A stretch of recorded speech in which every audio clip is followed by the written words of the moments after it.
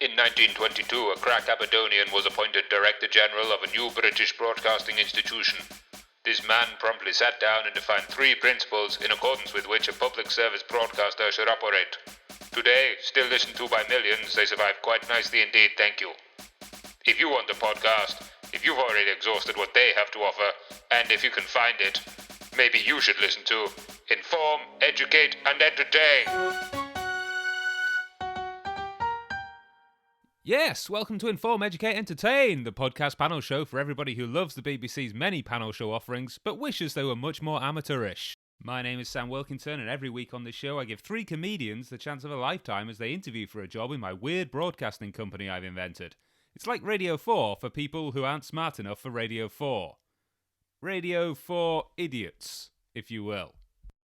This week I'm asking my candidates to zoom in when delivering courses, to be humane when dealing with workforces, to channel President Truman when the company outsources, and to make room in their heart for being remorseless because I'm recruiting for a head of HR. Over 3 potentially exciting rounds, my personnel pros will be made to inform, educate, or entertain me for points. Anytime I feel one of those things, I will give them a point by ringing this bell. Ding! By which I mean, I will later edit in this sound of a bell. Ding! Whoever gets the most points gets the job, and the others get the boot. Let's meet my 3 heroes of human resourcing. They are a comedian, promoter, and veteran of the podcast who wowed and amazed with her play, Lady Windermere's Jam, a normal-ish lady with an inappropriate sense of humour, and a cutlery safety expert who'd like you to think once, think twice, think fork, spoon and knife. It's Becky Heavyside, Iris Beck and Ian Crawford!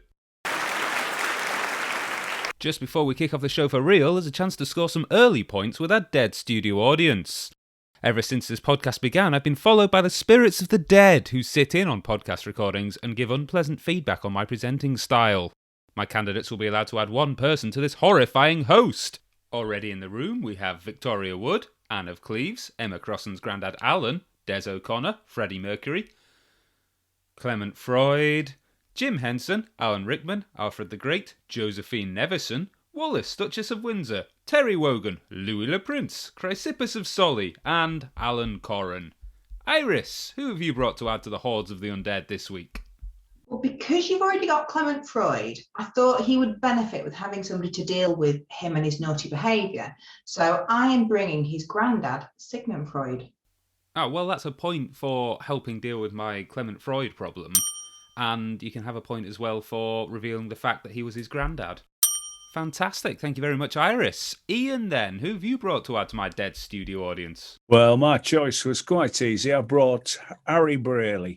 Harry Braley lived between 1871 to 1948. He was an English metallurgist, and he's credited with the invention of, wait for it, rustless steel, better known to you and me as stainless steel. And let's face it, his invention meant that affordable cutlery was available to the masses. He was also based in Sheffield, the home of Great British Steel and Cutlery. Delightful. That's 2 points to you, Ian. Becky, who's joining you tonight? Well, I largely misremembered the brief, so my dead person isn't actually a person at all. It is Grumpy Cat. Mostly because Grumpy Cat is my ideal being, and also because I think if anything goes wrong in a programme, cutting away to kind of like a cute grumpy-faced animal will distract people. So, like, if Clement Freud acts up, or if somebody's not very funny on the panel, or whatever, just cut to Grumpy Cat and just put Hell No Kitty above her, and then you've got a perfect little segue into the next section. Oh, that's nice. Yeah, I'm going to give you 2 points for that as well. Yes, you did miss the brief, but you missed it in a way that made it better, and that's what true creatives do. So, the ranks of the lifeless have finished shambling off to their seats, and it's time to kick off round 1. Inform, educate, and entertain.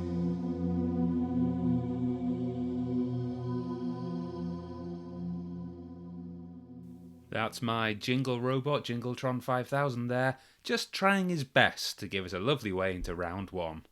Bless you, Jingletron 5000.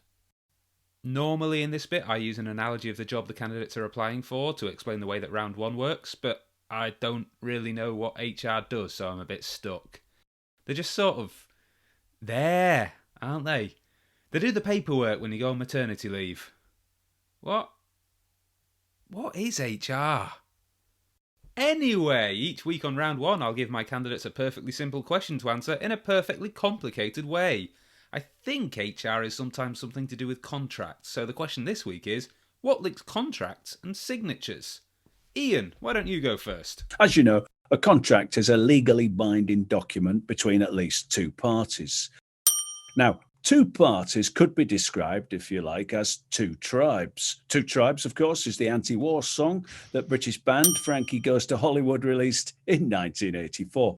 1984 is a well-known dystopian social science fiction novel written by George Orwell. By an amazing coincidence, if you went to a bookshop, or perhaps more likely an online bookstore, and tried to buy a copy of 1984, but they'd sold out, you might take it on the chin, accept your fate and say, oh well.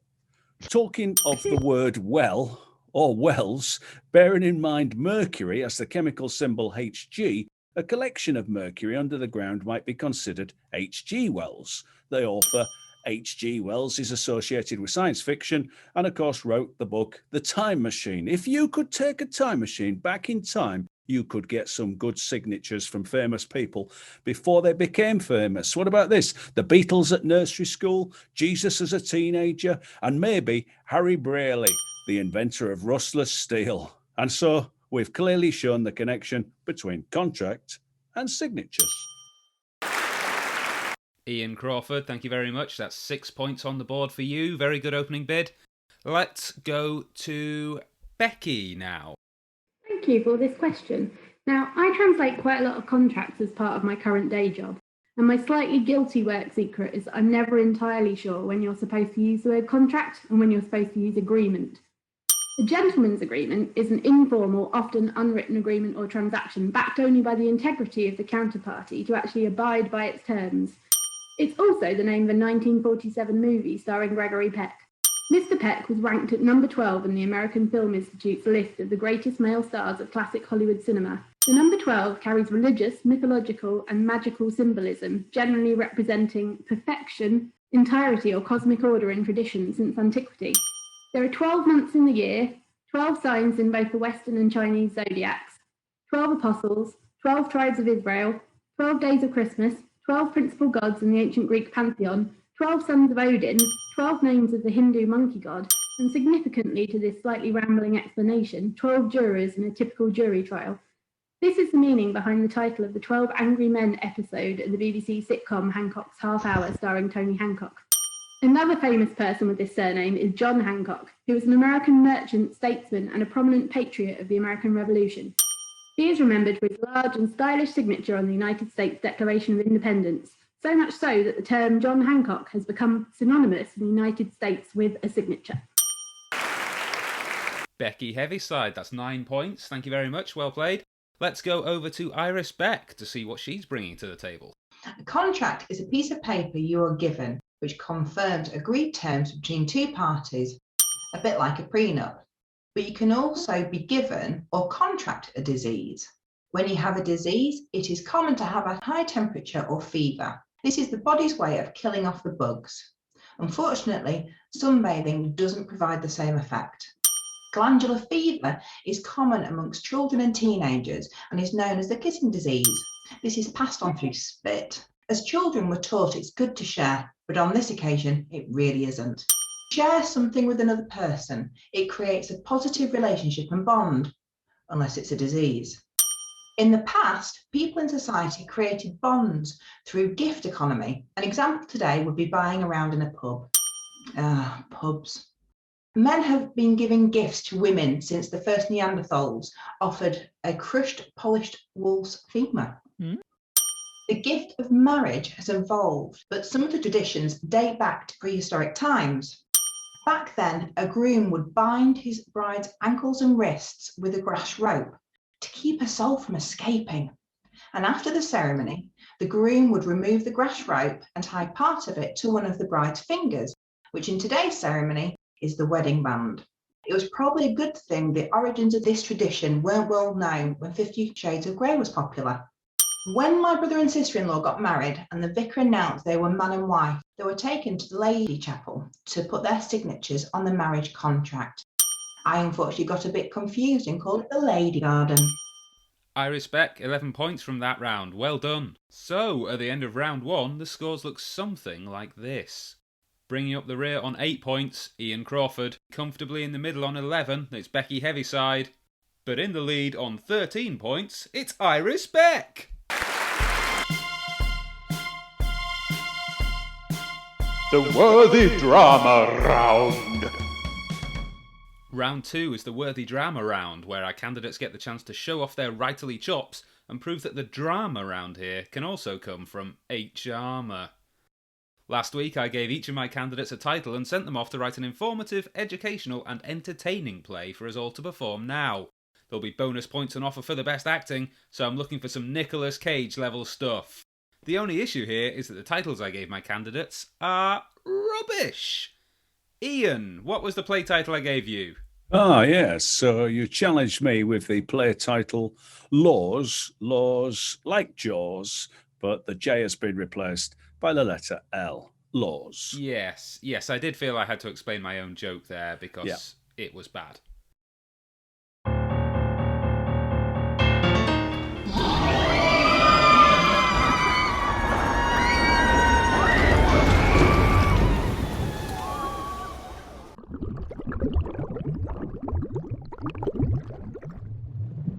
Three sharks gather, not long after the events depicted in the film Jaws.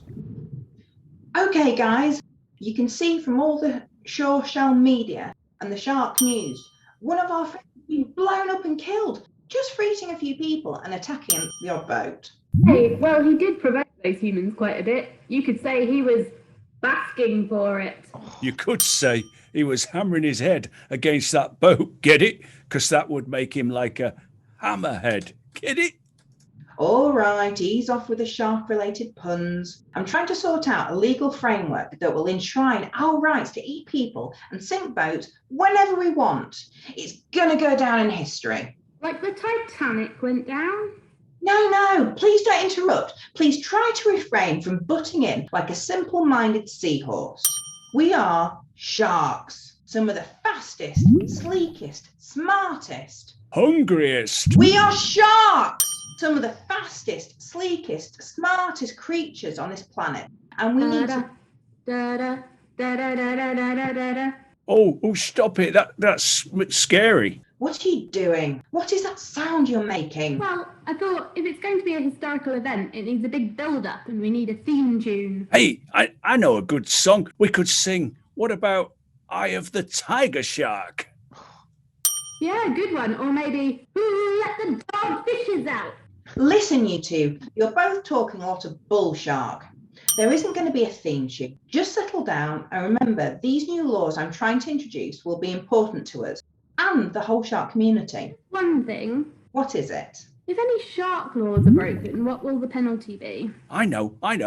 If any human tries to stop us from eating them or sinking their boats, we can sentence them to a minimum of 2 legs in person, but maybe reduce it to 1 leg for good behaviour. Yeah, and maybe for a minor offence like bad-mouthing a shark or screaming when they see a shark, we could just sentence them to 200 hours of unpaid community service. Humans can't last more than a minute or 2 under the water. Yeah, humans can't last more than a minute or 2 underwater. Oh well, just think, the reoffending rates will be low. Anyway, listen, you two, I haven't told you the best bit. The main reason for introducing these laws, it would mean I'll be the first underwater shark legal advisor. And you know what that means. Will it mean you'll get to wear a wig? No, not really. The best thing is all the money I'm going to be earning. Yeah, I get it. Forget needing a bigger boat, you are going to need a bigger mermaid's purse. And if you charge a lot, anyone using your services will need, wait for it, anyone using your services will need a loan shark. Get it? Look on the bright side. Think how tricky this is for the crab community. When they tried to set up their own legal framework, they got stuck on all the separate articles, stipulations and provisos. Huh? That's right. The crabs had trouble because of all the clause in the law. Oh. Get it? Anyway, you two get out there and drum up some business. I'm going to enjoy my new job being brutal, ruthless killer, willing to drag someone down whenever I smell blood in the water. Isn't that just the description of a shark? Yeah, that's what I thought. Oh, no. That's my new job description. I'm now officially a lawyer. Ian, fantastic work. You caused me physical pain with some of those puns, which I hope was your goal. I did brief you to write an informative, educational, and above all, entertaining play. Certainly very entertaining. Talk me through the informative and educational aspects. The great thing about it was that we were able to list and run through some of the top shark names. You know, we mentioned the basking shark, we mentioned the hammerhead. That's true. We linked the fact that dogfish and mermaid purses, the tiger shark, the bull shark. In many ways, it's probably as educational as you're likely to get. It was like a mini lecture on the world of sharks. Yeah, fair enough. You've convinced me. Have 2 more points. I won't reveal what anybody scores at the end of round 2, just for the purpose of fudging it later on if anybody pulls out too far ahead. But let's go over to Becky. Becky, what was the play title I gave you? You gave me the play title of Raging Bully. I did. And I have never seen Raging Bull. Nor have I. And it turns out while I was writing this that I actually probably haven't seen Bullseye either since I was about 3 years old. So I went off-piste, and it is an episode of Bullseye.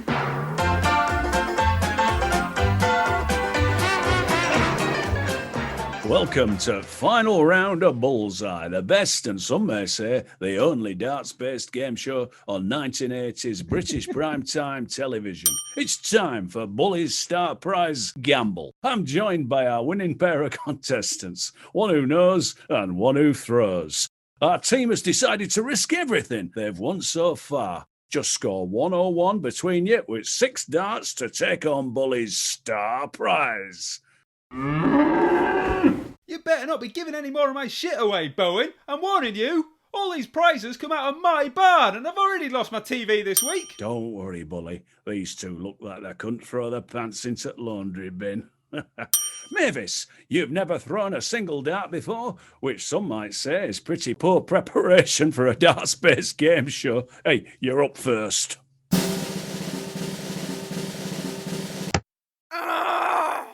Oh dear, I just hit the producer. 3 times! Never mind. Nobody likes him anyway. Barry, you're up next.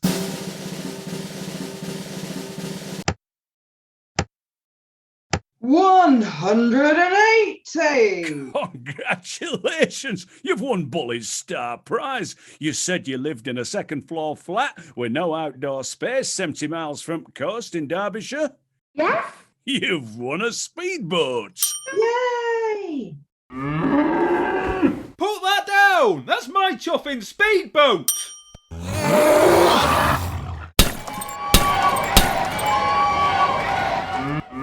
Hey, everybody likes a bit of Bully. Becky, thank you very much. Another fantastic piece of drama from yourself. Another one to frame and put on the wall. Once again, we'll not be revealing the scores until the end of the round. Let's go straight over to Iris. Iris, what was your play title? My play title is Death in Service, Benefits of a Salesman. Death in Service, Benefits of a Salesman.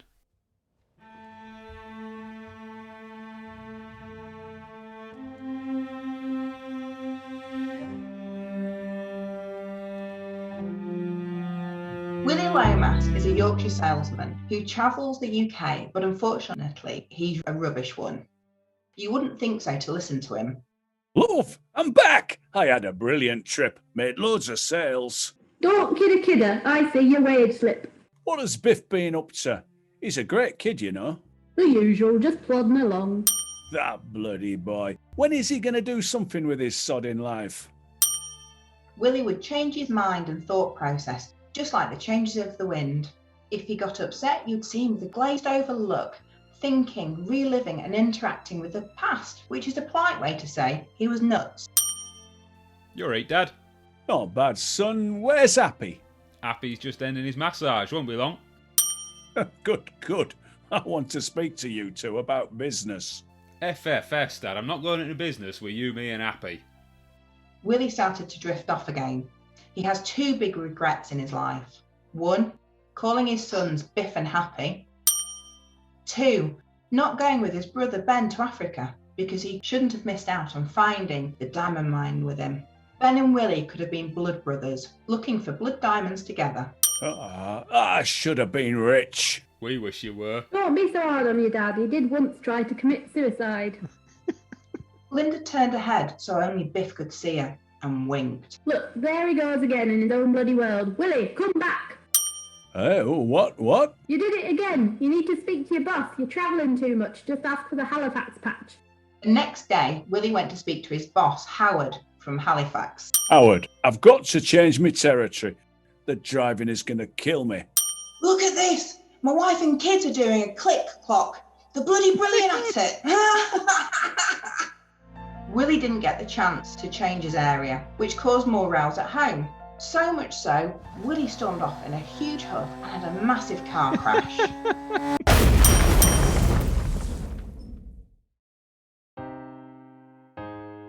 Mum, when are we going to get death in service benefit? Biff, let's talk about it later once we finish pretending we're upset about this. I'll be coming back to haunt you lot. Iris, you benefit hugely from the fact that I'm a big fan of the play Death of a Salesman, and you've skewered it perfectly there in the space of about 30 seconds, so well done. Thank you, because I have never seen it or read it, and thank God for Cliff Notes. Before I reveal the scores, I do have to hand out the acting bonus points, and it's an extra 5 points for Becky Heavyside for being so convincingly from Yorkshire. At the end of that round, the scores look a little like this. Bringing up the rear on a very respectable 22 points, Ian Crawford. Sitting in the middle on a solid 25, it's Iris Beck. And way out in the lead on a surely inassailable 36 points, Becky Heavyside. Whoa. Ian sounding genuinely impressed there at the number of made-up points you've got, Becky. I've convinced him this is a real show. It's incredible. It's time for this week's attempt at the third round. It's nearly the end of the show, and we're almost at the point where we'll find out which of our candidates is the head of HR and which will be found below par. Before we finish up, though, there's a chance to score some final points in our HR-themed quickfire round, so let's go for it! Note to self, edit out the candidate's thinking time after the questions so they look smart. I put this bit in brackets this time so you definitely don't read it out. Stop doing this. Nobody enjoys it. It's a joke that nobody likes. Stop it. Stop it now. Alright, good. Let's start with Iris. Iris, what does HR stand for? Help required. And I mean for me, generally. Yeah, that's worth 2 points. Well done. Ian, what are your favourite sauces? That's a good question, actually, because, of course, there is a connection between my favourite sauce, HP, which isn't too far in the alphabet from HR. So I'm going to have to go for HP sauce. Not because it's my favourite sauce, but because I think by choosing it, I'm more likely to get this job. Well, I did ask for your favourite sauce, so 0 points for you. Becky, what's your favourite sauce? Carry On Films. Ooh, that is saucy. Iris, what's your favourite sauce? It would have to be something hot and spicy. You've got to love it when you get a good tingle on your tongue. Iris is the only one who actually described a sauce and didn't say she was doing it for points, so that's 2 more points for Iris Beck. Iris, have you ever been fired from a job? Yes, who hasn't? Ooh, let's get into this. What have you been fired from and why? My dad fired me because when I asked for a pay rise at the age of 16, I was told no, because I could go to work at McDonald's, which was more money. So he said, right, bugger off, you're fired. What business was your dad running that he fired his darling daughter from? His darling dyslexic daughter from an accountancy firm. Wow. I would be a monster if I didn't give you some points there, but I do want to check in with Ian and Becky for their firing stories. Becky, when have you been fired? I've not actually been fired because I have mastered the art of looking like I'm doing things at my top speed, even if I'm maybe not. Half-assed, that'll do approach to employment. Have been made redundant though. That doesn't sound like it's going to be as fun a story as being fired by your dad, but let's have it. I used to work for local government and had to save money, so they... Tories! Yeah, that isn't as fun. You do get 3 points, though, for half-arsing it. Ian? Oh, but if I tell you this, I was a human cannonball, which means I was fired, but I still kept my job. But I am screwing up my eyes in pain and giving Ian 2 points. Becky, we all remember creepy children's TV character HR Puff and Stuff. But what did HR stand for? huge rodent. Yeah, I don't actually know the answer, so 3 points to you. Well done. Ian, we all remember famous designer H.R. Geiger, who was responsible for such aliens as the Alien from Alien, the Aliens from Aliens, and the Alien 3 from Alien 3. But what did HR stand for? That's an easy one. Before the days of HD, for high definition, HR was, of course, high resolution. And you'll know that everything he did was very much high resolution. And to me, that's what HR is, the essence of HR. Everything's high resolution. No, I'm sorry. The actual answer is, hello, I really like drawing aliens. My mistake.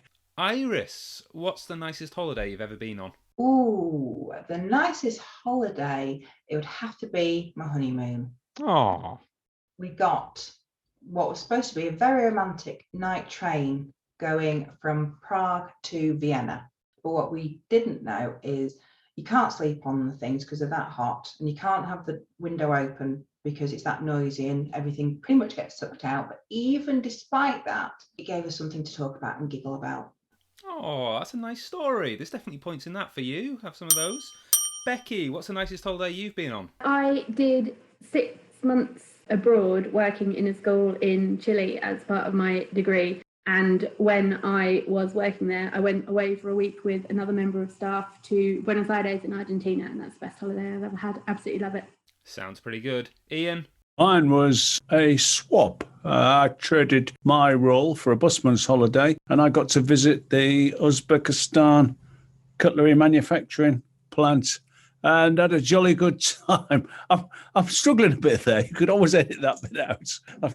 I'm trying to think whether I think so. The challenge I've got. Feel free to keep this sort of thought process going, but keep this in. This will be gold.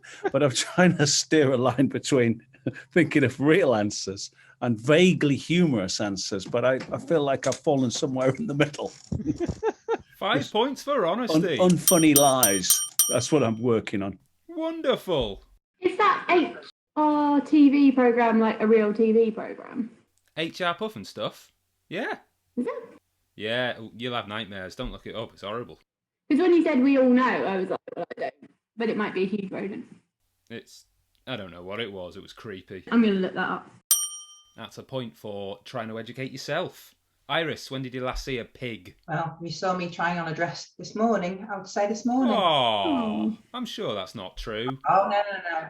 I own it all, quite happy, but yes. Lockdown hasn't been kind to my waistline. It's a funny answer, but I do want to know when you last saw a live pig. 2 weeks ago at the farm shop. A live pig. Yeah. I mean, the farm shop is on the farm. It's believable. They have pigs, they have sheep, and they have goats that you can see outside. Ooh, bonus points for goats. Becky, when did you last see a pig? Probably 2016. I don't go places where there are pigs. Fair enough. Ian? We're not talking vacuum packed. We're talking in the flesh. Yeah, we're talking a waddling, walking around oinker. Yeah. I've got to tell you a true story. I'm going to unburden myself. When I was 16, I was working as a milk boy, helping the local milkman deliver. And we delivered milk to the local slaughterhouse or abattoir, if you prefer. It's a fact. Even they need milk in their canteen. But on the way in, up the drive, this is a true story. I'll never forget it. As long as I live, towards us came a pig running and escaping, chased after by a couple of blokes with spades and shovels and a wheelbarrow. In I went, we delivered the milk, and on the way out, this poor old pig was sat in that wheelbarrow being wheeled back towards its ultimate fate. And I thought then, if I had anything about me, I would insist that my £10 earnings from that week would buy that pig, and I would take that pig back with me and save him. But unfortunately for me, I've lived to regret. I spent that £10 on an album by Mark Almond and Soft Cell. And the pig ended up somebody's sandwich. I once very nearly won a pig, and my mum was absolutely terrified that I was going to win the pig. I knew this question would pay off. Not that it hasn't already. Tell us about this winning of a pig. Well, I grew up in a very, very rural community in a tiny village in Essex that was basically in the 1950s and the 1980s. And so this village fete every year, we did a bowling for a pig. So the person who scored the highest bowling balls through little arches would win a pig. And because I was so little, I was about like 4 or something, the guy running the stall said that I could go closer to the arches than the bigger people who were taking part. But despite being 4, I was like an absolute sharpshooter. I had such a small distance to cover and the clear, focused eyes of youth. My score was basically unassailable. And every time my parents went past this stall, they were like, "Is my daughter still winning?" And the guy was like, "Yep, she's on track to win this pig." And my parents were like, "We don't really want a pig." He's like, "Well, you're going to win it." And then a guy, some kind of hustler, came along with about 15 minutes to go until the end of the fete and won the pig. And I don't think my parents have ever been so excited and happy about anything. I was devastated because I thought it'd be quite cool. I absolutely love Charlotte's Web and I thought I was going to get my own little Wilbur. So they had to buy me a toy pig as a kind of like a, poor you didn't win your special Wilbur pig. When I was a kid, a friend of mine had a farm. And when her parents weren't paying close attention to us, we would go into the pigsty and do pig racing. You'd jump on a pig's back and be taken all around the sty. It was quite good fun. I used to do that with sheep. Quite broad and comfy. I mean, I don't remember where I've given points out so far, but Iris, you're getting points for going to a farm shop because I love farm shops. Ian, you can have 2 points for, frankly, for bumming us all out with that pig story that made us all quite sad. But yeah, I felt you needed to unburden yourself there. Becky, you're going to get a full 4 points for incredible pig winning. Is it the case that pigs are pretty redundant now and that halloumi has taken over from bacon anyway? Not in my house. No, bacon will always win. Yeah, it's just a theory I'm working on, but there's a clear divide. I love halloumi though. I did have halloumi for tea. This is what I'm saying. Bacon's on its way out. When did you last have halloumi is definitely going to become a question on another episode. When did you last see a live halloumi? Becky, which of your opponents deserves 3 bonus points? I think I'm going to have to, as it's International Women's Day this month and it's Women's History Month, we're in March, I think my points have to go to the sisterhood. They have to go to Iris. A well-reasoned argument. Iris, who do you think deserves the points? I'm going to go, unsurprisingly, with Becky because she is a fellow animal jumper on like I am. Ian, where do you think 3 bonus points should go? Easy choice. I think Becky's got to have the points after that trauma of losing out on that pig. Thank you. Becky gets the points. Well argued, everybody. Question for all of you then. Any questions for me? Do you have any harassment cases against the company currently? Because I'm not very good at those ones. Oh yeah, I forgot this is HR, isn't it? I just thought you'd heard this was a creepy place to work. Well, currently only I work for the company, and yes. So you've fallen out with yourself. Yeah, I hate that guy so much. Where do you see me in 10 years' time? Somewhere better than this, I imagine. On a more successful podcast. So, another podcast comes crashing to a halt, and it's time to find out who will be the head of HR and who will be the head of Going Far. Away from here. Because they didn't get the job. The scores have shifted slightly. In third place now on 37 points, it's Iris Beck. Second place on 45 points, it's Ian Crawford. But our winner this week on 50 points, it's our new head of HR, Becky Heavyside. Woo! Congratulations, Becky, a well-deserved win. Like at the end of all job interviews, now is the time to give your acceptance speech. Thank you very much. Yeah, that'll do. Anything you'd like to plug, Becky? I have a lot of photos of my cats on Instagram. If you like cats, follow me on Instagram at Becky Heavyside. Ooh, okay. Ian and Iris, I'm very sorry you didn't get the job this week, but you are now welcome to plug away. Can't help thinking that your listeners will be keen to find out more about cutlery safety, so I should encourage them to tune in to the Spoon Sense podcast, and they will find out not only about how to think once, think twice, think fork, spoon and knife, but a little bit more about the man behind the cutlery drawer. That's Spoon Sense, the podcast. Fantastic. Iris, anything you'd like to advertise? If people would like to give me a like and a follow on Facebook, I am Iris Beck comedian even on Facebook. Also, with the end of lockdown nearly in sight, have a look at Jacko Club's comedy, because we'll be announcing lots of live comedy gigs once we are allowed to have them. So very exciting times. Which, by the time we put this podcast out, might actually be allowed to happen. Yeah. So do check out Jacko Club's comedy. Oh yeah, and also King Comedy with 2 Ks. It was going to be King Comedy Club, but that was just too many Ks, really. It was. I'm glad somebody stopped you. We're on Facebook and Twitter and Instagram, and we'll be having some events at some point as well. And where is King Comedy? Currently in Horsforth. Next. There we go. The World. Or maybe just Bramley or something. Yeah, Bramley's nice. So all that's left is for me to say goodbye from Ian, Becky, Iris, and of course our dead studio audience whose ghastly visages continue to pursue my every waking moment, and hope you'll join us again next time for another episode of Inform, Educate, Entertain! That was Inform, Educate, Entertain, starring Sam Wilkinson with special guests Ian Crawford, Becky Heavyside, and Iris Beck. The Chair's script was written by Sam Wilkinson, the programme was edited by Sam Wilkinson, and Sam Wilkinson's microphone broke during the recording, so he had to re-record all of his lines later on in the dub. Did you notice? It was a fictional production company production for IEE and the Internet. Laters!